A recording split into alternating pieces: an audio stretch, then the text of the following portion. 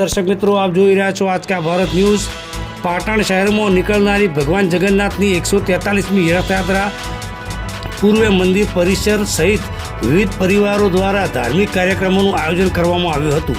ત્યારે પાટણ શહેરના જૂનાગંજ બજાર ખાતે અષાઢ સુદ બીજના દિવસે નીકળતી ભગવાન શ્રી જગન્નાથજીની 143મી રથયાત્રાને લઈને વર્ષોથી દુર્ગા પ્રસાદ જોશી પરિવાર દ્વારા મહાપ્રસાદ કેમ્પનું આયોજન કરવામાં આવતું હોય છે। ત્યારે અષાઢ સુદ બીજના પવિત્ર દિવસે જૂનાગંજ બજારના મહાપ્રસાદના કેમ્પના સ્થળે દુર્ગા પ્રસાદ જોશી પરિવાર દ્વારા વિશ્વ શાંતિના કલ્યાણ અર્થે શાંતિ યજ્ઞનું પણ આયોજન કરવામાં આવ્યું હતું।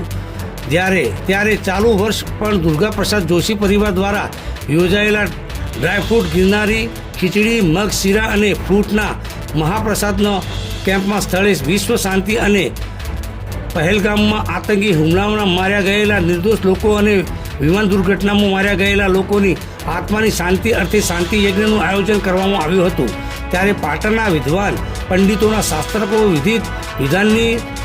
વિધાનથી દુર્ગા પ્રસાદ જોશી પરિવારે યજ્ઞમાં આહુતિ આપી હતી। તો યજ્ઞ કરનાર વિદ્વાન પંડિતો સહિત જગન્નાથ મંદિરના ટ્રસ્ટીઓ અને પાટણની સંસ્થાઓનું રાજસ્થાની પાઘડીથી દુર્ગા પ્રસાદ જોશી પરિવાર દ્વારા સન્માન સ્વાગત પણ કરવામાં આવ્યું હતું।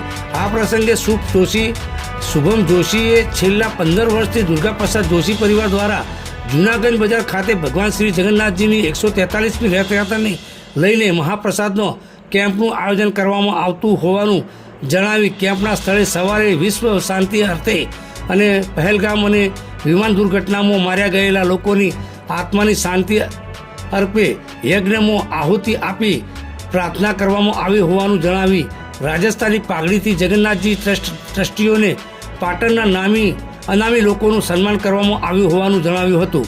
રિપોર્ટર ઇકબાલ શાહ, આજ કા ભારત ન્યૂઝ, પાટણ। આજ રોજ જગન્નાથજીની 143મી રથયાત્રા નિમિત્તે અમારા પરિવાર સ્વ અમૃતલાલ શ્યામલાલ જોશી પરિવાર દ્વારા ગિરનારી ડ્રાયફ્રૂટ ખીચડી મગ શીરો ફ્રૂટ્સ વગેરેની પ્રસાદી રાખવામાં આવેલ છે તથા વિશ્વ શાંતિ માટે વિષ્ણુ યજ્ઞનું આયોજન કરેલ છે।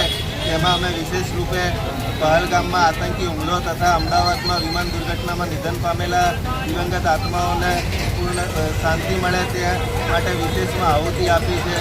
એ સિવાય અમે રાજસ્થાની પાઘડીઓ લઈને જગન્નાથ મંદિરના શ્રી ટ્રસ્ટી શ્રી પિયુષભાઈ આચાર્ય તથા અન્ય તથા પત્રકાર મિત્રો તથા મહેમાન મિત્રો તથા આવનાર વ્યક્તિઓનું રાજસ્થાની પાઘડી દ્વારા સન્માન કર્યું છે।